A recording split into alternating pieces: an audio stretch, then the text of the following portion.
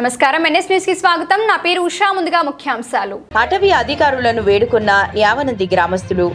Nizamabad rural Sirikonda మండలంలోని న్యావనంది గ్రామం అటవీ భూమి ఆక్రమణకు గురికాకుండా కాపాడాలని గత కొన్ని సంవత్సరాల నుంచి గ్రామ అభివృద్ధి కమిటీ ఆధ్వర్యంలో ఆర్ఎఫ్ఓ, డిఎఫ్ఓలు పలుమార్లు వినతులు సమర్పించిన గ్రామస్తులు అటవీ భూమిని గత 10 సంవత్సరాల నుంచి కొందరు ఆక్రమించుకున్నారు.